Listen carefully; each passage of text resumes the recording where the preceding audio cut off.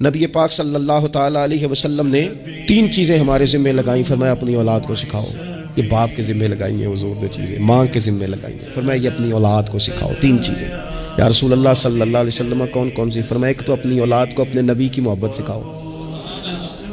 اس کا مطلب ہے ابا کو نعت پڑھنی چاہیے نا، اس کا مطلب ہے اماں کو نعت آنی چاہیے نا، اس کا مطلب ہے حضور کے قصیدے یاد ہونے چاہیے نا، اس کا مطلب ہے نا کبھی بازو تھام کے باپ کہے نا پتر چل آج فلان جگہ تجھے لے جاؤ، وہاں مدینے والے کی باتیں ہوں گی۔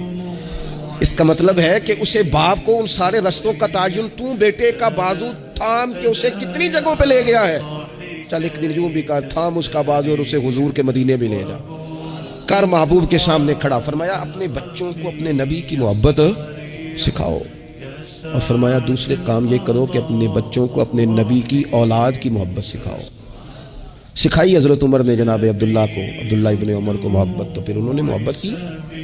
اپنی اولاد کو اپنے نبی کریم کی اولاد کی اہل بیت کی محبت سکھاؤ۔ اور تیسرا حضور نے ذمہ لگایا کہ اپنے بچوں کو قرآن پاک کی تلاوت سکھاؤ۔ یہ ماں باپ سکھائیں، پہلے خود سیکھیں پھر اپنے بچوں کو سکھائیں۔